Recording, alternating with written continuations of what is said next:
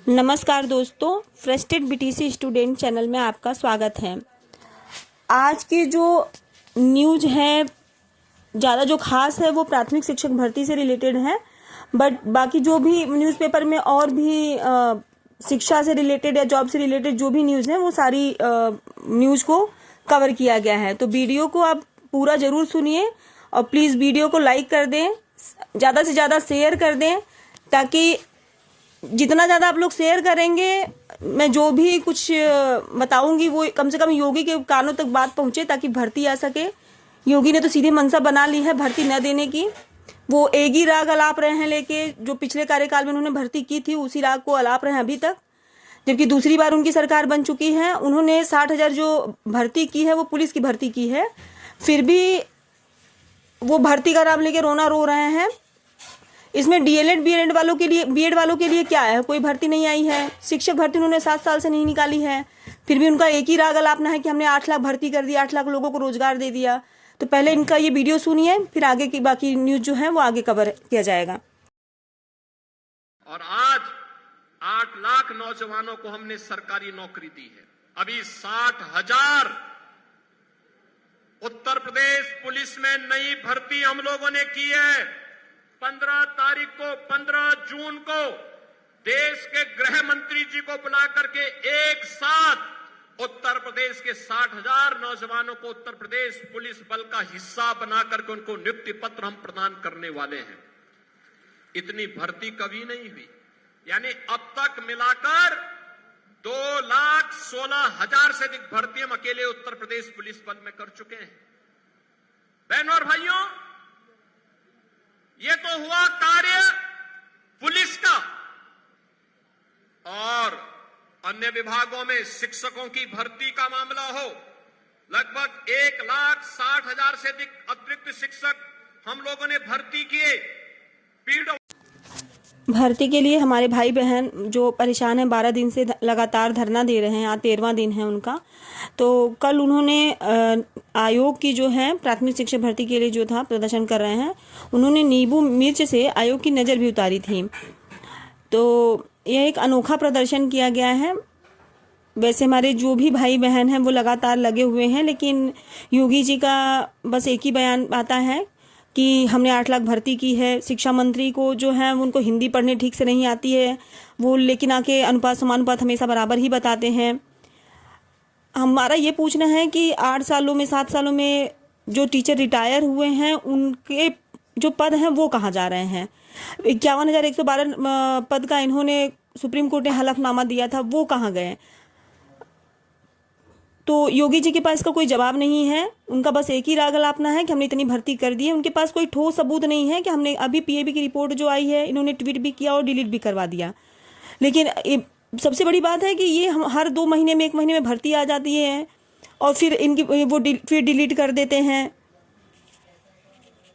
तो जो परिषदीय प्राथमिक विद्यालय हैं, नई भर्ती शुरू करने की मांग को लेकर उत्तर प्रदेश के जो शिक्षा सेवा चयन आयोग के बाहर 28 मई से धरना प्रदर्शन कर रहे हैं। जो डीएलएड के छात्र हैं, जो टीईटी सीटीईटी जो कितनी बार उत्तीर्ण कर रहे हैं, आज भी उनका धरना प्रदर्शन कंटिन्यू जारी है। तो अभ्यर्थियों ने आयोग पर लगी नजर उतारने के लिए हाथ में नींबू और मिर्च को लेकर प्रदर्शन किया। अभ्यर्थियों का कहना था कि जब तक भर्ती का विज्ञापन जारी नहीं होता है तब तक धरने का समापन नहीं होगा। वहीं पर अगली जो सूचना है वह नई होमगार्ड भर्ती को लेकर के है। सिपाही भर्ती की तर्ज पर ही होगी लिखित परीक्षा और साक्षात्कार। ये एक बड़ा बदलाव हुआ है, जिसकी वजह से बता रहे हैं कि भर्ती में देरी हो रही है। लिखा है कि 44,000 होमगार्डों की भर्ती जुलाई से शुरू हो जाएगी। हालांकि इस तरह की सूचनाएं पिछले 2 साल से लगातार आ रही हैं और यहाँ पर यह भी बताया गया है कि प्रदेश में 44,000 होमगार्ड जवानों की भर्ती के लिए विभाग ने तैयारियां तेज कर दी हैं। इतनी बड़ी संख्या में होने वाली इस भर्ती के लिए आवेदन जुलाई के अंत तक मांगे जा सकते हैं। वर्ष 2011 के बाद होने वाली यह होमगार्ड भर्ती सिपाही भर्ती की तर्ज पर होगी। इसमें मुख्यालय स्तर पर प्रवेश परीक्षा कराई जाएगी। वैसे पुलिस विभाग से संबंधित है होमगार्ड, तो इसलिए हो सकता है कि यह भर्ती इस बार जुलाई के महीने में आ जाए, क्योंकि पुलिस विभाग की भर्तियां जो मुख्यमंत्री जी की प्राथमिकता में रहती हैं मुख्यमंत्री जी ने पिछले साल जून में 44,000 होमगार्ड जवानों की भर्ती की घोषणा की थी।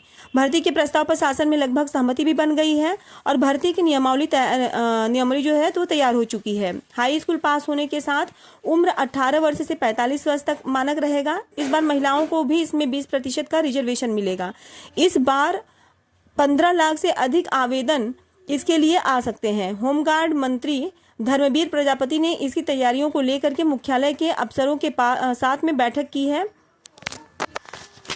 कुछ बिंदुओं पर सहमति के लिए प्रस्ताव शासन को भेजा गया है। सूत्रों के मुताबिक संशय यह है कि सभी 44,000 पदों पर भर्ती एक साथ कराई जाए अथवा 2 चरण में पूरी हो। इसी साल 60,244 सिपाही भर्ती परीक्षा बिना विवाद के हो गई और इस पर भी जो है निर्णय लिया जा रहा है।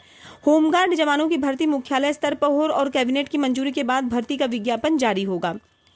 होमगार्ड की मृत्यु पर आश्रितों को नौकरी बीमा कंपनी के MOU होने पर 35 लाख भी मिल सकते हैं। सरकार से 5 लाख के आर्थिक मदद से मदद अलग से मिलेगी और इस तरीके से चयन होगा। विभाग के मुताबिक सिपाही की तरह होमगार्ड जो बनने के लिए अभ्यर्थियों को लिखित परीक्षा पास करनी होगी। इसमें जो भी अभ्यर्थी सफल होंगे उन्हें फिजिकल यानी शारीरिक परीक्षण, दस्तावेज परीक्षण भी होगा। चयनित अभ्यर्थियों का मेडिकल परीक्षण भी होगा और 2.5 किलोमीटर की दौड़ हो सकती है। विभागीय सूत्रों के मुताबिक अभी तक होमगार्ड भर्ती के लिए 2 किलोमीटर की दौड़ कराई जाती थी, अब इसे बढ़ाकर 2.5 किलोमीटर करने पर विचार चल रहा है।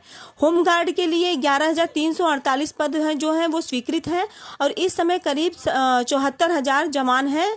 एक अधिकारी के मुताबिक तैयारियां हैं मुख्यालय स्तर पर पूरी हो चुकी हैं। और यहीं पर एक और सूचना है, एडेड माध्यमिक विद्यालयों के अध्यापक तबादले को कल से आवेदन कर सकेंगे। TGT PGT के अशासकीय सहायता प्राप्त एडेड माध्यमिक के स्कूलों के प्रधानाचार्यों और शिक्षकों के स्थानांतरण के लिए 10 जून से 14 जून तक ऑनलाइन आवेदन कर सकेंगे। पहली बार एडेड माध्यमिक शिक्षकों की तबादला जो है प्रक्रिया वो ऑनलाइन होगी। प्रधानाचार्यों अध्यापकों के तबादले की प्रक्रिया 27 जून तक पूरी होगी। अपर शिक्षा निदेशक माध्यमिक सुरेंद्र तिवारी के मुताबिक एडेड माध्यमिक विद्यालयों के प्रधानाचार्य, प्रधानाध्यापक, प्रवक्ता, सहायक अध्यापक और संलग्न प्राइमरी प्रभाग के सहायक अध्यापकों के लिए स्थानांतरण सत्र 2025-26 में तबादले ऑनलाइन माध्यम से ही किए जाएंगे। माध्यमिक शिक्षा विभाग ने एक वेबसाइट भी विकसित कर लिया है। रविवार को आवेदन तिथि का ऐलान हुआ है और अंतर जनपदी तबादले के लिए आवेदन आज से परिषदीय विद्यालयों की सूचना है। यह प्राइमरी के लिए है। परिषदीय स्कूलों के शिक्षकों के अंतर जनपदी स्थानांतरण के लिए ऑनलाइन आवेदन सोमवार से शुरू हो रहे हैं, पर रिक्तियों का आता पता नहीं है। शिक्षकों और शिक्षिकाओं को 9 से 13 जून तक ऑनलाइन आवेदन कर छाया प्रति संबंधित BSA कार्यालय में जमा कराना है। BSA स्तर से 14 जून को ऑनलाइन सत्यापन डेटा लॉग करना होगा। NIC लखनऊ की ओर से विकसित सॉफ्टवेयर के माध्यम से 16 जून को शिक्षकों के स्थानांतरण की सूची जारी होगी और बेसिक शिक्षा परिषद सचिव सुरेंद्र कुमार तिवारी का कहना है कि सूची की स्क्रूटनी भी हो रही है, जल्द ही ऑनलाइन जारी हो जाएगी। अगली सूचना जो है अटल आवासीय विद्यालय समिति की भर्ती से रिलेटेड है, जो लखनऊ से निकला है और इसमें बताया गया है कि उत्तर प्रदेश के समस्त राजस्व मंडलों में एक जनपद में कुल 18 आवासीय विद्यालयों का संचालन किया जा रहा है। नए शैक्षणिक सत्र 2025-26 में विभिन्न अटल आवासीय विद्यालयों में हिंदी PGT के 3, अंग्रेजी विषय PGT के 9, गणित विषय PGT के 20 पद और विज्ञान जीव विज्ञान PGT के 2 पद और विज्ञान भौतिक विज्ञान विषय PGT के 2 पद, सामाजिक विज्ञान इतिहास PGT के 6 पद, हिंदी विषय PGT के 8 पद, अंग्रेजी विषय TGT के 6 पद, विज्ञान विषय TGT के 16 पद, सामाजिक विज्ञान TGT विषय के 8 पद, संस्कृत विषय TGT के 18 पद, संगीत विषय TGT के 3 पद, PET महिला विषय TGT के 2 पद, आर्ट एंड क्राफ्ट विषय के 2 पद, अर्थात कुल 105 शिक्षकों की आवश्यकता है। पदों की संख्या में बदलाव भी हो सकता है, जिस हेतु योग्य भर्तियों का चयन अनुबंध के आधार पर एक शैक्षणिक वर्ष के लिए किया जाना है, तो संविदा के आधार पर यह भर्ती हो रही है। वहीं पर SSC को लेकर के सूचना है कि जो एग्ज़ाम कैलेंडर है तो वो SSC CGL का जो नोटिफिकेशन है वो आज आ सकता है।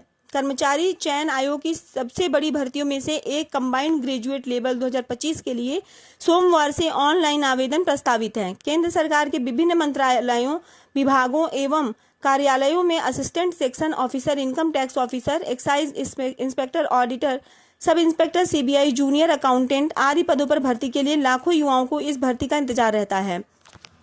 झारखंड टीईटी में जो सेक्शनल कट ऑफ लागू हुआ था उसको हटा दिया गया है। जैसे 5 सेक्शन होते हैं टीईटी में, जैसे शिक्षण अभिवृत्ति से संबंधित क्वेश्चन आते हैं, पर्यावरण से क्वेश्चन आते हैं, 2 विषय रहते हैं, भाषा से आता है और उसमें हर सेक्शन में 55% अंक लाना रहता है।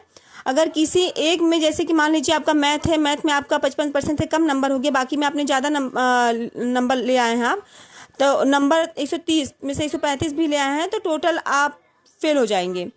यह बहुत मतलब गड़बड़ था और ज़्यादातर विद्यार्थियों का ऐसा होता ही है। किसी का इंग्लिश में कम हो जाता है तो किसी का मैथ में कम हो जाता है, किसी का सीडीपी में कम हो जाता है, तो बहुत मतलब खतरनाक था। अगर यह नियम लागू हो जाता है तो कोई भी पास नहीं हो पाता, मुश्किल से 2% विद्यार्थी ही टेट पास हो पाते। तो इसमें विरोध हुआ और बाद में बैकफुट पर सरकार आ गई और इसमें बदलाव किया गया। अब टोटल 55% नंबर जो है वो लाना होगा आरक्षित वर्ग के विद्यार्थियों को, और जो सामान्य वर्ग के विद्यार्थी हैं उनको 60% अंक लाना होगा। तो वीडियो को जल्दी से जल्दी लाइक कर दें, शेयर कर दें, और जिन छात्रों ने अभी तक चैनल को सब्सक्राइब ना किया हो वो जल्दी से सब्सक्राइब कर लें, ताकि जो भी ऑथेंटिक न्यूज़, जो भी अपडेट होती है वो आप तक पहुंचती रहे। वीडियो को पूरा सुनने के लिए आपका बहुत बहुत धन्यवाद। आपका दिन शुभ हो।